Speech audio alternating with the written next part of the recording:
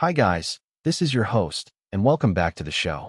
We're going to a place and a time that lives large in the American imagination, Deadwood, South Dakota, in the heart of the Black Hills, during the Great Gold Rush of 1876. This isn't the version from the movies, full of noble gunslingers and dramatic duels at high noon. This is the real thing, a raw, chaotic, illegal town carved into a gulch on land that doesn't belong to it, teeming with desperate people chasing a dream that will break most of them. The purpose of this experience is to drop you directly into a single day of that reality. We're not here to watch heroes. We are here to feel what it was like simply to survive.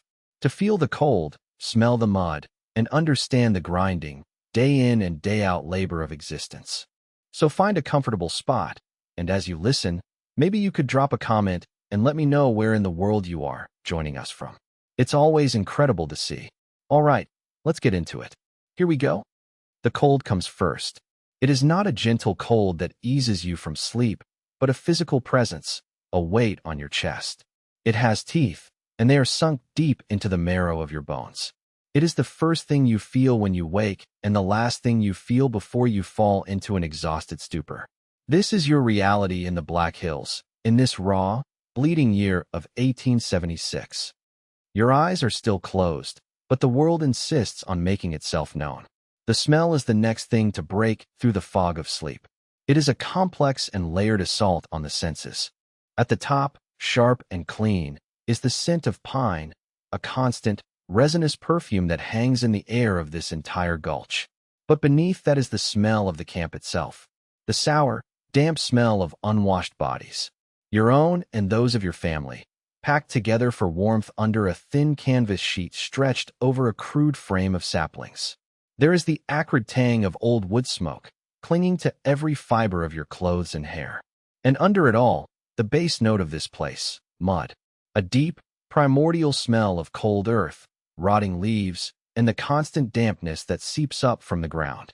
Then come the sounds. They start small. The frantic, high-pitched buzz of a mosquito near your ear, a tiny tormentor that has somehow survived the night's chill. The soft, rhythmic breathing of your younger brother, curled into a tight ball beside you, his small body a furnace you've been grateful for through the darkest hours of the night. A low cough from your father, a dry, hacking sound that seems to be a permanent fixture of his mornings now. It is a sound that carries a world of worry in its rattling depths. Slowly, the camp outside your small shelter begins to stir. The sounds grow in volume and complexity. The unmistakable, rhythmic chunk of an axe biting into wood. A distant, metallic clang of a hammer on an anvil from the direction of the main thoroughfare they call a street. A man somewhere nearby curses, a low, guttural sound of frustration. A mule brays, a sound of pure, obstinate misery that you understand completely. This is the daily symphony of Deadwood waking up, a reluctant and ill-tempered affair. You do not want to move. Every muscle in your body, every joint, screams in protest at the mere thought of it. The ground beneath you is unyielding, and you can feel the exact location of every rock and root that has spent the night pressing into your back and hips. Your bedding is a miserable collection of worn blankets and a single, lumpy pillow filled with something that might once have been feathers, but is now just a collection of hard knots. The canvas above you is beaded with condensation, and you know that any sudden movement will send a shower of icy droplets down upon you. You are 19 years old. You remember being 19 in a different world, a world of green fields and predictable seasons back in Ohio.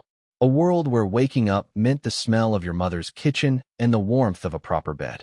That person feels like a stranger now, a character in a story you once read. Does she remember you? Do you remember you? Here, you are not defined by your age or your name, which is common enough to be forgotten. Here, you are defined by what you can endure. You are a pair of hands to shovel, a back to haul, and a body to fill a space in a cramped, desperate camp. You arrived 3 months ago, after a journey that stripped away every layer of comfort and certainty you had ever known. Your father, a man who had always been steady and practical, a farmer who knew his land, had been bitten by the gold fever. He sold nearly everything, packed what was left into a wagon, and dragged his family across a continent in pursuit of a whisper a rumor of yellow metal that promised to solve all their problems. Instead, it has only created new, more immediate ones. You are trespassers here, on land promised to the Dakota by treaty, a fact that hangs in the air like the pine scent, mentioned in hushed tones and quickly dismissed. The immediate problem is not the Sioux. It is the cold, the hunger, and the crushing labor. A sharp kick to your foot finally forces your eyes open. It's your father, his silhouette a dark, hulking shape against the gray light filtering through the canvas. He doesn't speak. He doesn't need to. The kick says it all. Get up. The day is wasting. The work is waiting. It is the same silent command he gives every morning. The act of rising is a study in agony. You roll onto your side, your joints cracking and popping in protest. You push yourself up with one arm, your muscles trembling with the effort. The cold air hits your exposed skin like a slap. A wave of dizziness washes over you, a familiar morning companion. You stay on your hands and knees for a moment, breathing slowly, waiting for the world to stop tilting. Your head aches with a dull, persistent throb, a combination of dehydration and exhaustion. Your brother stirs beside you, mumbling in his sleep. You reach out and pull the thin blanket more securely over his shoulder. He is only 12, too young for this life, his face still holding the soft lines of childhood. This place is hardening him, chipping away at that softness day by day. You see it in the way he no longer flinches at the casual brutality of the camp, in the way he eats his meager rations with a grim, focused intensity. Protecting him, in the small ways you can, has become one of your silent, daily tasks. Finally, you push yourself to your feet, your back groaning in protest. You are stooped over in the low shelter, the damp canvas brushing against your hair. The air smells like canvas and cold earth, and the faint wood smoke that has already started to permeate the small space. Your clothes, the same ones you worked in yesterday and slept in last night, are stiff with dirt and sweat. They are a second skin, a uniform of drudgery. Your first chore is always the same: water.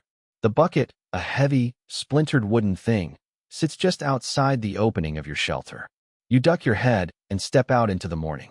The air is sharp and clean for a moment, the pine scent washing over you, but it is quickly tainted by the smell of a nearby latrine pit and the ever-present odor of horse and mule droppings that litter the ground. The camp is a chaotic sprawl of tents, lean-tos, and crude log huts, all crammed together in the narrow gulch. A thin layer of frost coats everything, glittering on the muddy ground and the discarded refuse of the camp. The path to the creek is a treacherous slick of mud and half-frozen puddles. You walk with a careful, practiced gait, your worn leather boots sinking into the muck with each step. You pass other people on their own morning errands, their faces pale and grim in the half-light. There are no friendly greetings, no cheerful good mornings. There are only nods, brief and economical, a silent acknowledgement of shared misery. Everyone is focused on their own survival, their own small bubble of existence. To expend energy on pleasantries is a luxury no one can afford. A mainstream historical fact that often surprises people is the sheer filth of a 19th-century boomtown. With no sanitation systems, no garbage collection, and thousands of people and animals crammed into a narrow space, places like Deadwood were an environmental disaster. The creeks and rivers, the very source of life, were also the primary sewers and garbage dumps.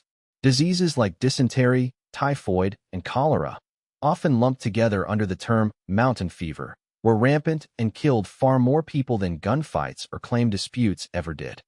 The creek, when you reach it, is a perfect illustration of this fact. It is no longer the clear, sparkling stream it must have been before the miners arrived. The water is a murky, brown-gray, clouded with sediment from the countless mining operations upstream. The banks are lined with a thick, foul-smelling sludge. You have to walk further down, past the main part of the camp, to a spot your father has designated as cleaner. It is a relative term. You dip the bucket into the frigid water, your fingers instantly going numb. You try not to look too closely at what is floating in it. You try not to think about the fact that this water will be used for drinking, for cooking, for washing. You heave the bucket out, the weight of it straining your arm and shoulder.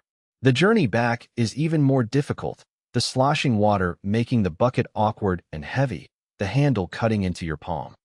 When you get back to your family's small plot of misery, your father has the fire going. It is a small, smoky fire built in a shallow pit and ringed with stones. He is hunkered down beside it, feeding it small twigs and bits of bark. He looks up as you approach, his eyes, bloodshot and weary, taking in the full bucket. He gives a single, sharp nod of approval. It is the closest you will get to praise. The second bucket of water is for boiling, while the first bucket is left to settle, allowing the worst of the sediment to sink to the bottom. The second is poured into the big, soot-blackened kettle that hangs from a tripod over the fire. This water will become coffee, the most important and sacred ritual of the morning. A quirky detail about life on the frontier is the absolute centrality of coffee. It was more than a beverage, it was a lifeline. It was a source of warmth, a stimulant to get the body moving, and a way to make questionable water sources palatable. Men would trade gold dust for a handful of green coffee beans, which they would roast themselves in a skillet over the fire. The smell of roasting coffee was one of the few genuinely pleasant aromas in a place like Deadwood. Your family's coffee is not the best.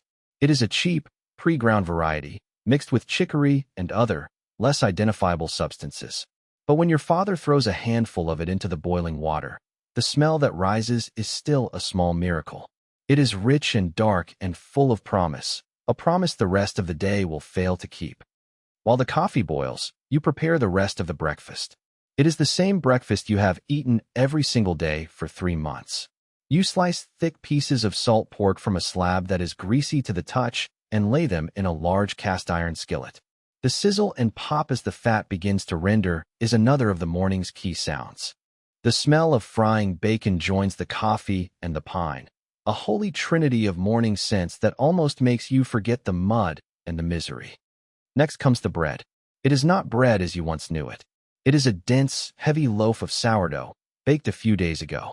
You saw it with a knife, the crust so hard it takes real effort to break through. The slices are toasted on a grate over the fire, turning them from merely hard to actively dangerous to the roof of your mouth. But they are filling, and they are perfect for sopping up the bacon grease that is now pooling in the skillet. Your brother is awake now, sitting by the fire, his face still puffy with sleep. He watches you with wide, hungry eyes. You hand him a piece of the toasted bread, and he gnaws on it like a small animal. Your father ladles the coffee into 3 tin cups. It is black, bitter, and scalding hot. You hold the cup in both hands, letting the heat seep into your frozen fingers. The first sip is a shock to the system, a jolt of bitter warmth that makes your eyes water. But it is a welcome shock. It is the fuel that will get you through the next few hours. You eat quickly, standing by the fire. There is no table, no chairs, no ceremony. You spear a piece of the crispy salt pork with your knife, lay it on a piece of the hard bread, and force it down. It is salty and greasy and fills the hollow ache in your stomach. You wash it down with more of the bitter coffee. It is not a meal to be savored. It is fuel to be consumed. After the last of the food is gone, the preparations for the day's main labor begin. Your father's claim is a small plot of land about a mile up the gulch, a placer claim on the edge of the creek. Every day, you make the journey there, and every day, you make the journey back. It is the central rhythm of your life. Your father is already checking the tools. The shovels, their wooden handles worn smooth with use. The pickaxe, its point sharpened just yesterday. The gold pan, a simple, shallow metal dish that feels both impossibly hopeful and utterly foolish. And the most important piece of equipment, the source of all your father's hopes and all your family's back-breaking labor, the sluice box. The sluice is a long, wooden trough, about 12 feet long and a foot wide. It is a simple but clever device. It is set at a slight angle in the creek, and water is diverted to flow through it. Along the bottom of the trough are a series of riffles, small wooden bars that create eddies in the water. As you shovel gravel and dirt from the creek bed into the top of the sluice, the lighter sand and rock are washed away by the current. The heavier gold, if there is any, is supposed to sink to the bottom and get trapped behind the riffles. In theory, it is a simple and efficient way to separate the precious from the worthless. In practice, it is brutally hard work. Yoke up, the words are rough, spoken through a mouthful of coffee. It's not a request. Your father looks at you, his gaze unwavering. He doesn't mean a literal yoke, not for you. That burden is reserved for the mule, a sad-eyed creature named Beatrice who bears her lot in life with a kind of profound, philosophical resignation. Your yoke is the tools, the supplies, the expectation. You begin the meticulous process of packing for the day. The shovels and pickaxe are tied together with a length of rope. The gold pans are stacked. You pack a small canvas bag with the remains of the sourdough loaf and a hunk of cheese for the midday meal. You fill a canteen with the settled, still murky water from the bucket. Every item has its place.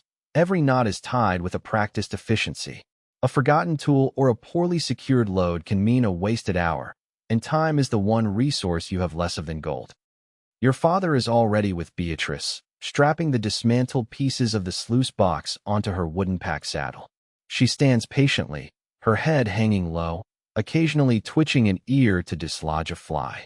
She is a weary veteran of this daily routine, a fellow sufferer in this relentless quest. You feel a strange kinship with the mule, a shared understanding of the burdens you are both forced to carry. The signal to start comes not with a word, but with a sound. The sharp click of your father buckling the last strap on the pack saddle. He grabs Beatrice's lead rope and gives it a gentle tug. Hup, he grunts. And just like that, the day's journey begins. You fall into line behind the mule, your brother taking up the rear. You carry the bundle of shovels and the pickaxe over your shoulder, the weight already settling into your muscles. The first steps are the hardest. Your body, still stiff and sore from the previous day's labor, protests with every movement. The cold morning air burns your lungs. The path up the gulch is not a road. It is a chaotic, crowded trail, churned into a sea of mud by the constant traffic of men and animals. You walk in a single file, hugging the side of the hill to avoid the deeper pools of muck and the heavily laden wagons that lurch and sway their way towards the upper claims. The air is thick with the shouts of teamsters, the crack of whips, and the groan of wooden wheels. The initial aches and pains soon give way to a state of mechanical motion. Your body settles into the familiar, monotonous rhythm of walking. Left foot, right foot. Breathe in, breathe out. The weight on your shoulder becomes a dull, constant pressure.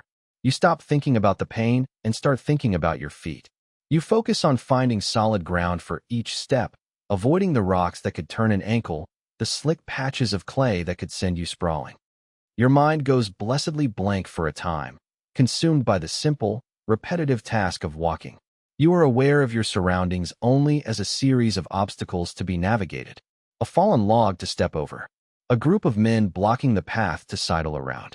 A deep, stinking puddle to leap across. Your world shrinks to the few feet of muddy ground in front of you.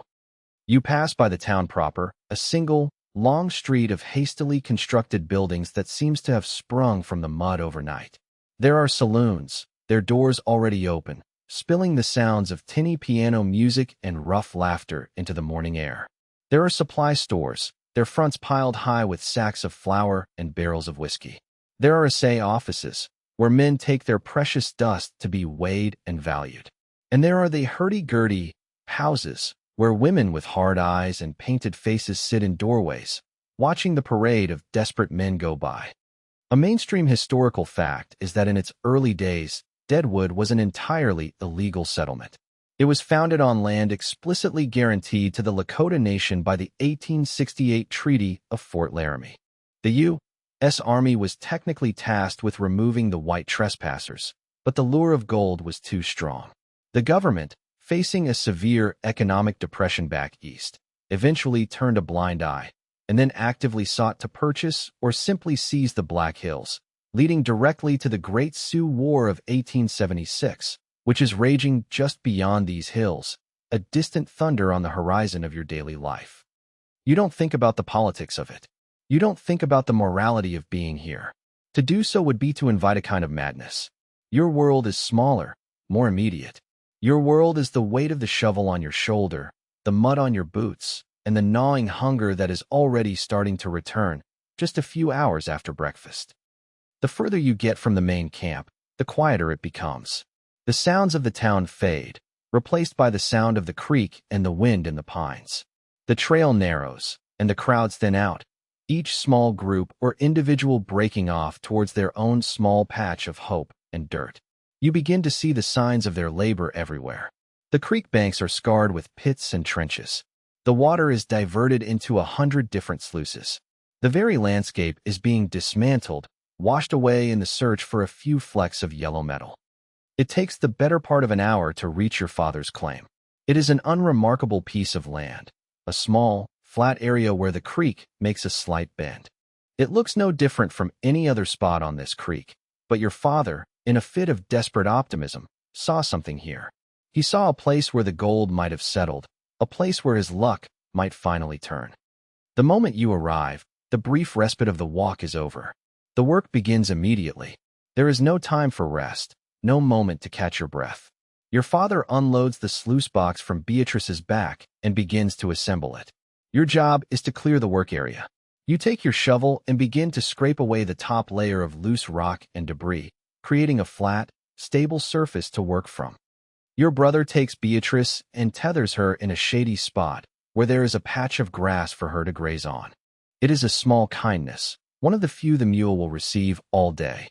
He then takes the gold pans and begins the slow, tedious process of panning the sludge from the bottom of the creek. It is work a boy can do, and it keeps him out from underfoot. Once the sluice box is assembled and set in place, your father directs the flow of water into it. He adjusts the angle, checking the flow, his face a mask of concentration. This is his church, his altar. He is a priest of the golden gospel, and this is his most sacred rite. And then, the real work begins. Your father takes the pickaxe and begins to break up the hard-packed gravel of the creek bed. Your job is to follow him with the shovel, scooping up the loosened dirt and rock and carrying it to the sluice box. It is a simple, two-part rhythm. The sharp thunk of the pickaxe, followed by the scrape and slide of your shovel. Thunk, scrape, thunk, scrape. It is the sound that will dominate your day. The first shovelful is always the heaviest. You lift it, your back and leg muscles screaming in protest. You pivot, walk the few steps to the head of the sluice, and dump the contents in. A cascade of rock and mud tumbles into the trough, and the water immediately begins its work, washing the lighter material away. You turn and go back for the next shovelful. And so it goes, shovel after shovel. The sun begins to climb higher in the sky, burning off the morning chill. You shed your outer jacket, your movements becoming more fluid, your body finding its groove. The pain does not go away, but it changes. It becomes a dull, background hum, a constant companion to the rhythm of your work. You lose track of time. The world shrinks to the small circle of your labor. The pickaxe, the shovel, the sluice. Your father works with a grim, relentless intensity. He does not speak, except to issue a brief command. Deeper, to the left, clear that rock. You obey without question, your body moving on autopilot. Your mind begins to wander. It is a survival mechanism, a way to escape the crushing monotony of the task. You think about food. You think about the midday meal, the dry bread and cheese that waits in the canvas bag. You imagine other foods from your past life. A warm slice of your mother's apple pie. A juicy peach, eaten on a hot summer day. These thoughts are a form of self-torture, but you cannot help them. You watch the water flowing through the sluice. You watch the rocks and sand being carried away, and you try to imagine the tiny, heavy flecks of gold that are supposed to be settling behind the riffles. You have been doing this for 3 months, and the amount of gold you have collected is pitiful. It is barely enough to buy food, to keep you in this cycle of labor and exhaustion. But your father's faith is unshaken. Every shovelful, for him, is a new chance, a new lottery ticket. He believes that the next one, or the one after that, will be the one that reveals the motherlode. You do not share his faith. You have seen the other miners, the ones who have been here for longer. You have seen the desperation in their eyes, the way their hopes have been ground down, leaving only a core of bitter resentment. You have seen the men who have given up, who spend their days in the saloons, drinking away what little they have left. You are terrified that this is the future that awaits your father, that awaits your family. The sun is directly overhead when your father finally straightens up and leans on his pickaxe. He squints at the sky, a gesture you have come to recognize. Noon, he says. It is the first complete sentence he has spoken all morning. The word hangs in the air, a promise of a brief, blessed reprieve. The halt of movement is a physical shock. Your body, which has become a machine of repetitive motion, suddenly seizes up. The moment you stop shoveling, every ache and pain comes rushing back, magnified. Your back feels like it is on fire. Your hands are raw, the skin rubbed thin despite the calluses. Your shoulders scream in protest. You drop the shovel and stumble over to the shade of a large pine tree. You don't sit down at first. You just stand there, leaning against the rough bark, letting the world come back into focus. The sound of the creek, which has been a constant background roar, suddenly seems loud, intrusive. The smell of the damp earth, which you hadn't even noticed, is now thick and cloying. Your brother is already there, laying out the midday meal on a flat rock. The sourdough bread, the hunk of hard, salty cheese, the canteen of murky water. It looks exactly as unappetizing as you knew it would, but you are so hungry that you don't care. Your father joins you, his movements stiff and slow. He lowers himself to the ground with a groan, his knees cracking audibly. He takes the knife and saws off 3 thick slices of the bread and 3 chunks of the cheese. He hands them out without a word. You eat in silence, each of you lost in your own world of exhaustion. The bread is dry and tasteless. The cheese is greasy and leaves a film in your mouth. But it is calories. It is fuel. You chew slowly, methodically, trying to make it last. You take a long pull from the canteen. The water is lukewarm and tastes of tin and mud, but it is wet, and it soothes the dust in your throat. This break is not just for rest, it is also for work. While you eat, your father's eyes are constantly scanning the claim. He is observing the way the water flows, the color of the dirt, the composition of the gravel. He is a geologist of desperation, reading the landscape for signs and portents that only he can see. After you finish your meager meal, you allow yourself the supreme luxury of sitting down. You find a patch of ground that is relatively free of rocks and lower yourself onto it, your back against the trunk of the pine tree. For a few precious minutes, you do nothing. You close your eyes and just breathe. The exhaustion is a physical weight, pressing you down into the earth. It is more than just tired muscles. It is a deep, soul-crushing weariness. It is the exhaustion of disappointed hopes, of relentless labor with no reward. It is the exhaustion of living on the edge of survival, day after day after day. You feel a wave of nostalgia wash over you, so sharp and painful it takes your breath away. You remember lying in a field of soft grass back home, the sun warm on your face, the only sound the buzz of insects and the rustle of leaves. You remember the feeling of safety, of belonging, of a future that stretched out before you, full of possibility. It seems like a dream now, a life that belonged to someone else. A quirky detail of the gold rush is the concept of seeing the elephant. It was a common phrase used to describe the experience of coming west and being confronted with the brutal reality of the frontier. The elephant was a metaphor for the immense, overwhelming, and often terrifying experience of leaving the known world behind and facing the hardships of the trail and the mining camps. For many, seeing the elephant meant being disillusioned, broken, and defeated. For a few, it meant finding a new kind of strength, a resilience they never knew they possessed. You are seeing the elephant every single day, and you are not sure which category you will fall into. You must have dozed off for a moment, your head lolling against the rough bark of the tree. A sharp nudge from your father's boot brings you back to reality. Time, he grunts. The word is a death knell for your brief moment of peace. The break is over. Getting back up is even harder than it was in the morning. Your muscles have stiffened, your body has settled into a state of rest it is reluctant to leave. You force yourself to your feet, your body protesting with every fiber of its being. You pick up your shovel. The wooden handle feels alien in your hand, heavy and awkward. The first shovelful of the afternoon is an act of sheer, bloody-minded will. The afternoon ordeal begins. If the morning was about finding a rhythm, the afternoon is about enduring its collapse. The sun, which was a welcome warmth in the morning, is now an oppressive, malevolent force. It beats down on your head and the back of your neck, baking the ground and sucking the moisture from the air. There is no shade in the creek bed where you work. The dust becomes a constant torment. It is kicked up by your shovel, by your father's pickaxe, by the slightest breeze. It gets in your eyes, making them red and scratchy.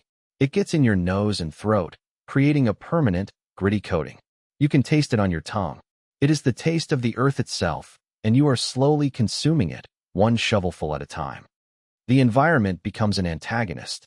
The heat is relentless, shimmering in waves off the rocks. The glare of the sun on the water is blinding.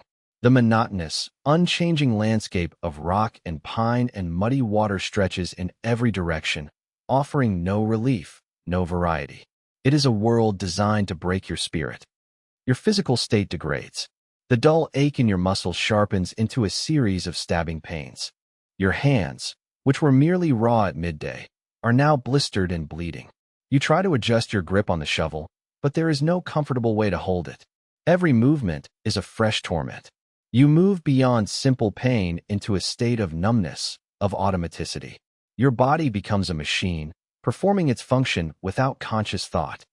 Your mind, deprived of any external stimulation, turns inward. It becomes a strange, echoing chamber of thoughts and memories. You drift. You replay conversations from years ago. You remember the face of a girl you had a crush on in your old life, her name a half-forgotten whisper. You try to recall the plot of a book you once read, but the details are fuzzy, lost in the fog of exhaustion. Sometimes you just count. You count your shovelfuls. 1, 2, 3. You try to get to 100 without losing track. You rarely make it. Your mind wanders off, distracted by a buzzing fly or a sudden, sharp pain in your back. The counting is a way to impose order on the chaos, to measure the immeasurable passage of time. You enter a state that miners called the gray, a mental landscape of pure, grinding monotony. Your thoughts become repetitive, looping back on themselves. Lift, turn, dump. Lift, turn, dump. The rhythm of the work becomes the rhythm of your thoughts. The world outside this simple, brutal loop ceases to exist.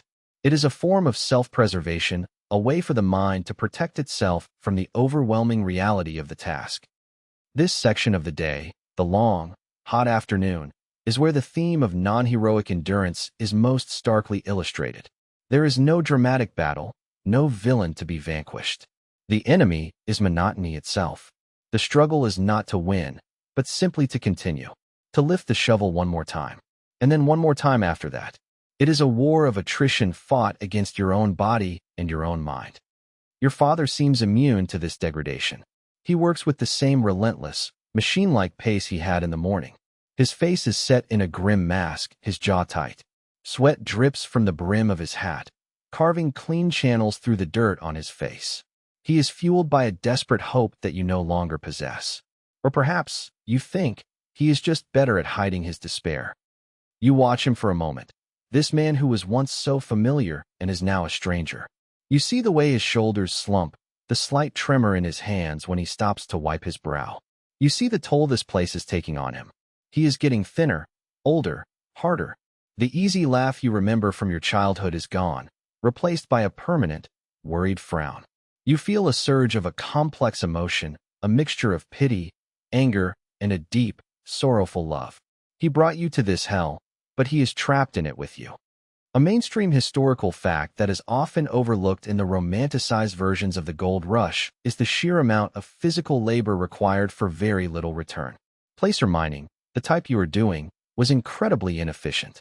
An average miner in the Black Hills in 1876 might process a ton of gravel, literally 2,000 pounds, in a day's work. The average yield from that ton of gravel was often less than $1's worth of gold. The math was brutal. Men were literally breaking their backs for pennies. You look over at your brother. He has abandoned his panning and is now sitting in the shade, skipping stones across a still pool of water.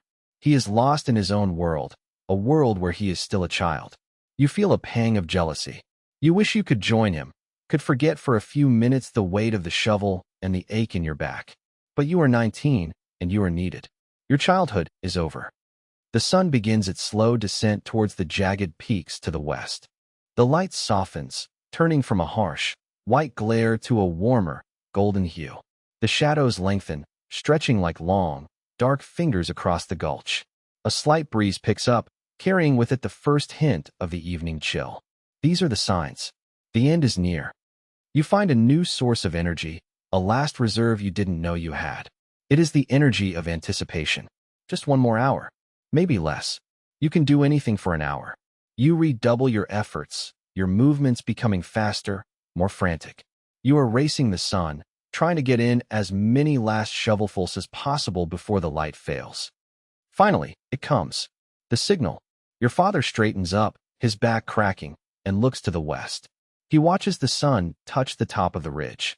He lets out a long, slow breath, a sound of profound weariness and infinite relief. He drives the pickaxe into the soft ground, where it will stay for the night. "That's it," he says. "Done." The words are the most beautiful you have ever heard. You let your shovel fall from your numb fingers. It clatters against the rocks, the sound echoing in the sudden quiet. The feeling of stopping is so abrupt it is disorienting. Your ears are still ringing with the sound of scraping metal and rushing water. Your body is still vibrating with the rhythm of the work. The relief is so profound it is almost painful. It washes over you in a great, shuddering wave, leaving you weak and trembling. You stand for a moment, swaying on your feet, your vision swimming. You have done it.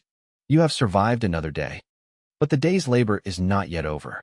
The realization dawns on you with a familiar, sinking feeling. Now begins the evening's chores. Your father is already moving, his body a study in weary efficiency. The first task is the cleanup. This is the moment of truth, the culmination of the entire day's work. This is when you find out if your labor has been in vain. Your father carefully removes the riffles from the bottom of the sluice box.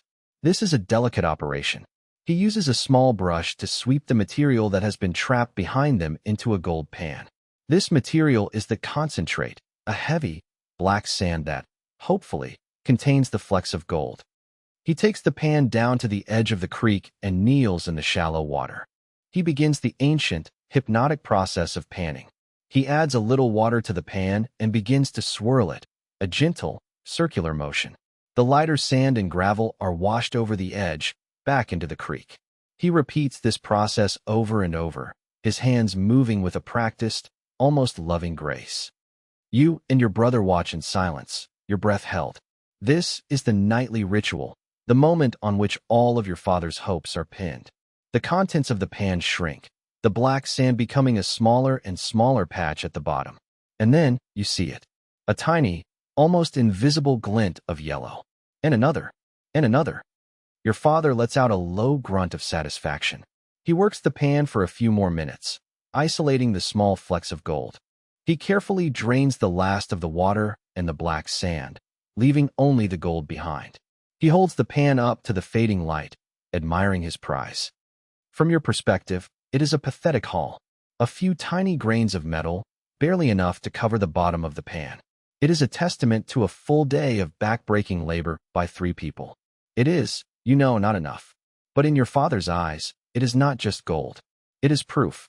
It is validation. It is hope. He carefully funnels the day's earnings into a small leather pouch that he wears around his neck. He will add it to the small store of dust he has been accumulating.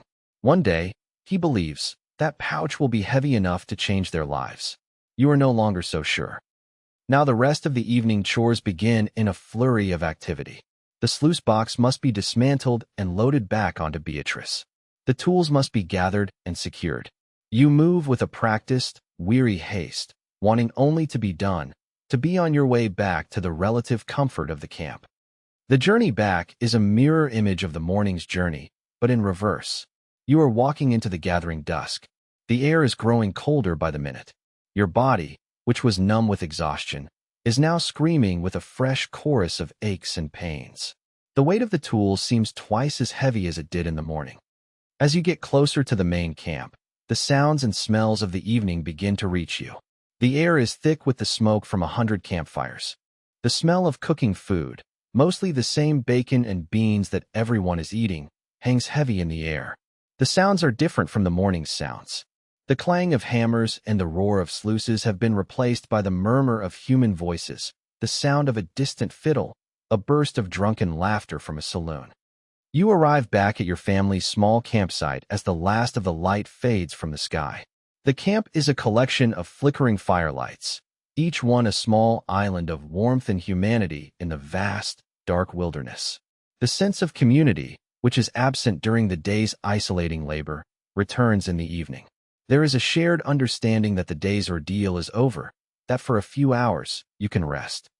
The evening chores continue. Beatrice must be unloaded, unsaddled, and given her meager ration of oats. A new fire must be built, larger and more cheerful than the morning's functional one. Water must be fetched, again, from the polluted creek. One of the most important evening chores is caring for your own body. You sit by the fire and pull off your stiff, muddy boots. The relief is exquisite. Your feet are a mess. They are pale and wrinkled from being damp all day, and the blisters on your heels have broken, leaving raw, red patches of skin. You wash them as best you can in a bucket of cold water, wincing as the water touches the raw spots.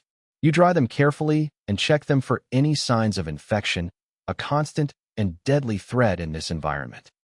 A mainstream historical fact is that foot care was a matter of life and death on the frontier.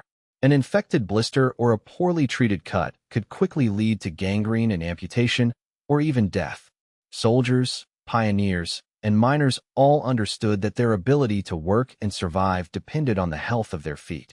They would use all sorts of remedies, from lard and tallow to whiskey and turpentine, to keep their feet in working order. The evening meal is a repeat of breakfast, with the addition of a pot of beans that has been simmering over the fire. You eat it with the same grim, functional purpose. There is little conversation. The day has wrung all the words out of you. You are too tired for talk. You eat, and you stare into the mesmerizing flames of the fire, your mind blessedly empty. After the meal, there is a brief period of what could almost be called leisure. Your father takes out his clay pipe and a small pouch of tobacco. He fills the pipe with painstaking care and lights it with a burning stick from the fire.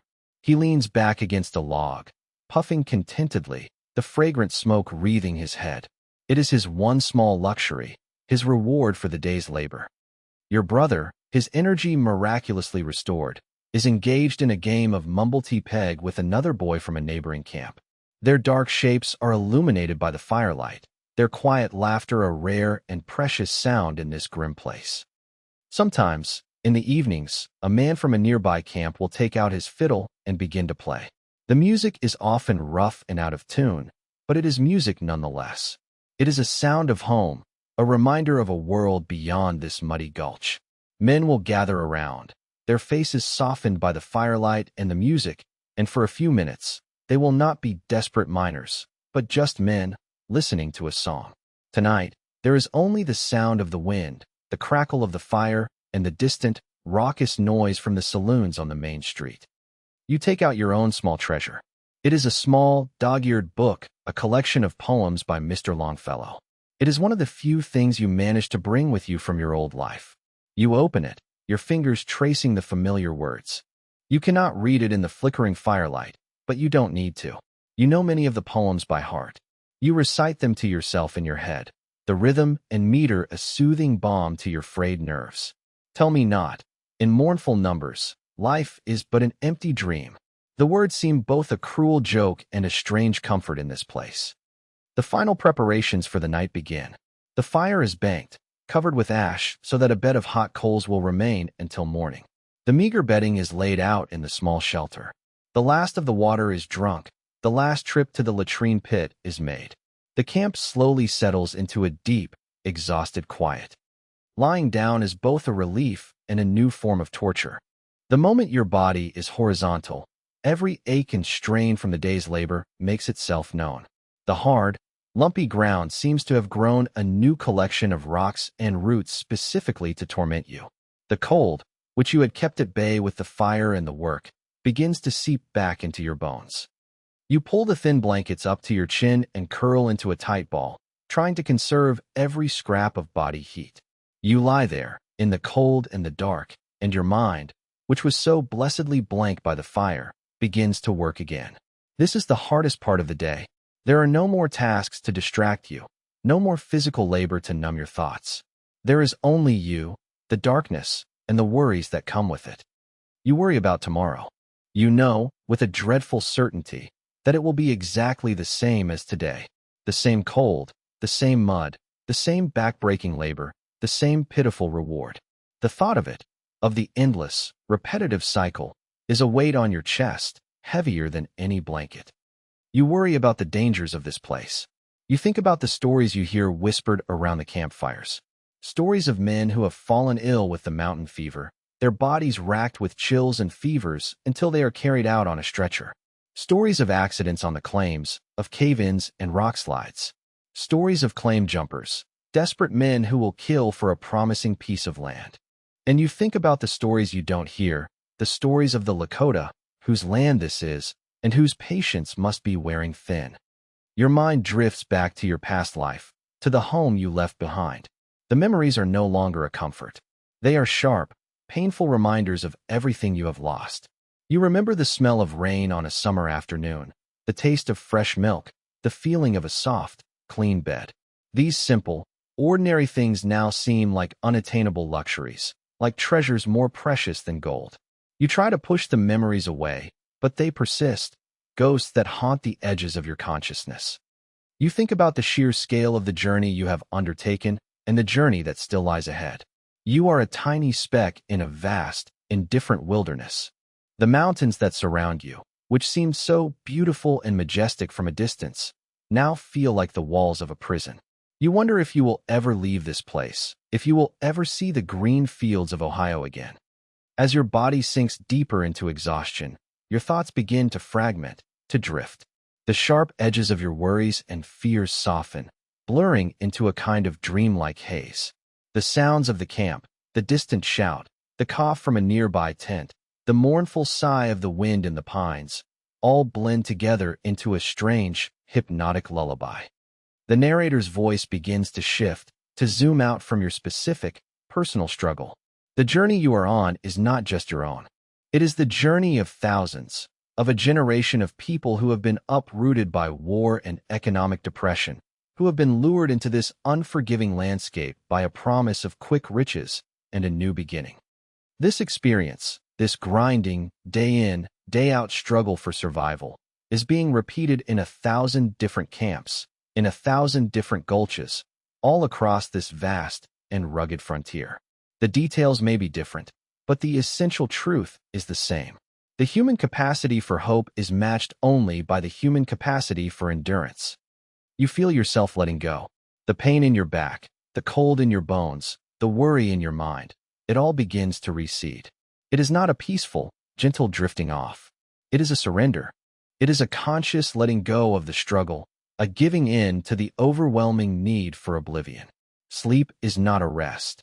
It is a temporary death, a merciful release from the prison of your own consciousness. Your last coherent thought is of your brother, his small, warm body pressed against your back. He is breathing deeply, evenly. He is asleep. He is safe, for now.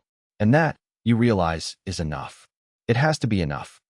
The protagonist you have been, this young person whose aches you have felt and whose fears you have shared, is now drifting into that deep, exhausted sleep that only comes after a day of profound labor. Their story, for today, is over. They have survived. They have endured. And in this world, that is a victory. It is the only victory that matters. As you lie in your own bed, in your own time, feel the comfort that surrounds you. The softness of your mattress, the warmth of your blankets, the quiet of your room. These are the luxuries that your protagonist dreamed of. They are the peace that they earned but were so rarely given. The story of their struggle is a reminder of the timeless human search for rest, for safety, for a moment of peace at the end of a long, hard day. It is a story that is written in the bones of this continent, a story of endurance that connects their world to yours. And now, it is time for your own day to end. It is time for your own well-earned rest. Good night. Sweet dreams.